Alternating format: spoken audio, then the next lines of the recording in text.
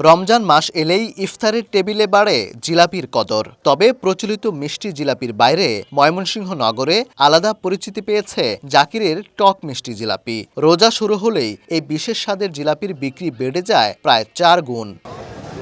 নগরীর জিলা স্কুল মোড়ে হোটেল মেহেরবান। তবে দোকানটির পরিচিতি জাকিরের টক মিষ্টির জিলাপির দোকান হিসেবে।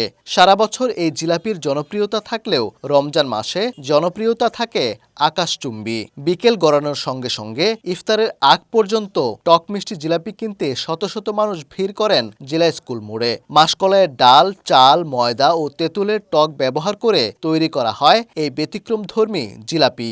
স্বাদে একদিকে হালকা টক, অন্যদিকে মিষ্টির ভারসাম্য, যা বাড়িয়েছে চাহিদা।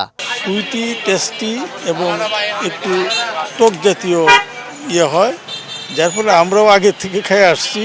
এইটার নাম ছড়ায় পড়ছে। এই জিলাপি ছাড়া ইফতার হয় না আমাদের ফ্যামিলি, সবাই আমরা এই জিলাপি খাই এবং এই ইফতার ছাড়াও এমনি দেখা যায় ভালো জিলাপি এইটাই। অন্যান্য সাধারণ জিলাপির চাইতে এটা একটু ডিফারেন্ট, আর এটা সারা ময়মনসিংহের ভিতরে নাম করা আর কি। 1993 সালের এক বর্ষার দিনে কম বিক্রির কারণে নষ্ট হতে বসেছিল জিলাপির উপাদান। তখন ময়দার সঙ্গে চাল, ডাল ও তেঁতুলের টক মিশিয়ে নতুনভাবে কিছু জিলাপি তৈরি করেন জাকির। সেই পরীক্ষামূলক উদ্যোগই এনে দেয় ভিন্ন স্বাদ। ক্রেতাদের ইতিবাচক সাড়া পেয়ে এরপর থেকে বাণিজ্যিকভাবে তৈরি শুরু হয় টক মিষ্টি জিলাপি। রাত্রে ময়দা ভিজায় রাখার পরে সকালবেলা ওর সাথে তেঁতুলের টক, চালের গুঁড়া, মাছের ডাল, বেসন একসাথে মিক্স করে তারপরে জিলাপি বানাই।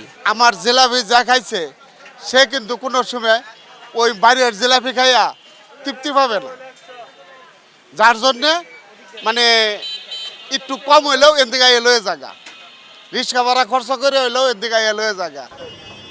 নিয়মিত সাধারণ মানের জিলাপির পাশাপাশি রমজান মাসে আমৃত্তি ও ঘিয়ে ভাজা স্পেশাল জিলাপিও তৈরি করেন জাকির হোসেন।